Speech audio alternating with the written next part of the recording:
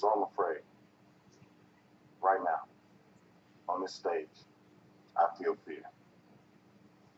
In my life, I ain't met many people that will readily admit when they are afraid. And I think that's because deep down, they know how easy it spreads. See, fear is like a disease. When it moves like wildfire. But what happens when, even in the face of that fear, you do what you gotta do? That's called courage. And just like fear, courage is contagious. See, I'm from East St. Louis, Illinois.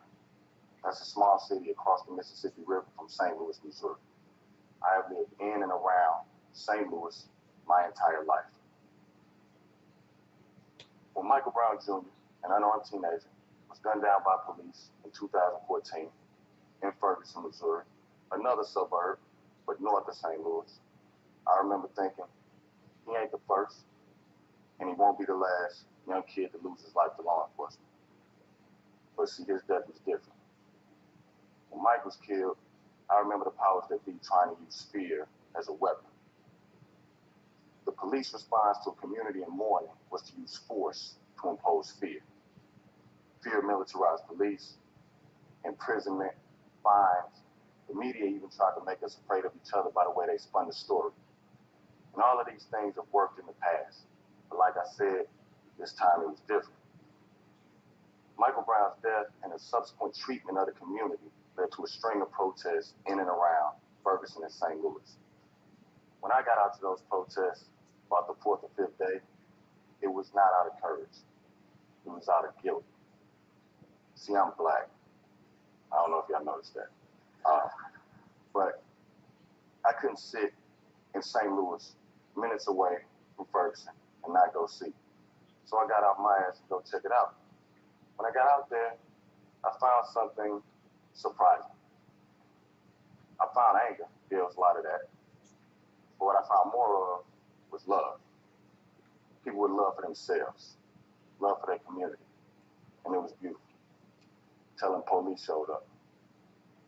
Then a new emotion was interjected into the conversation. Fear. Now, I'm not gonna lie. When I saw those armored vehicles and all that gear and all those guns and all those police, I was terrified, personally. And when I looked around that crowd, I saw a lot of people that had the same thing going on. But I also saw people with something else inside of them. That was courage. See, those people yelled and they screamed, and they were not about to back down from the police. They were past that point.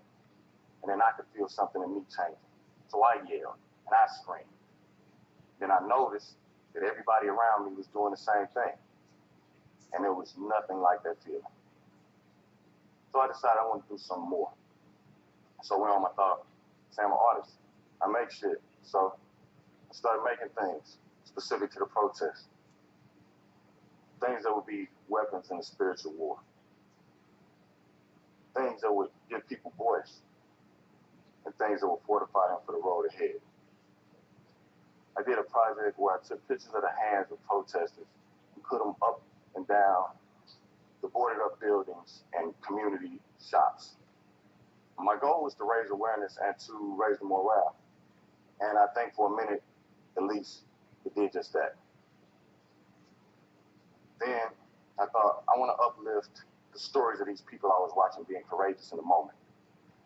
And myself and my friend and filmmaking partner Samba Folian did just that with our documentary, Food Streets.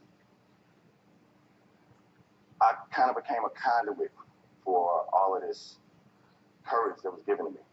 And I think that's part of our job as artists. I think we should be conveyors of courage in the work that we do.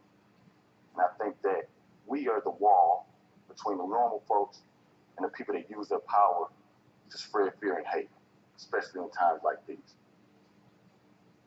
So I'm gonna ask you, y'all the movers and the shakers, the thought leaders, what are you gonna do with the gifts that you've been given to break us from the fear that binds us every day?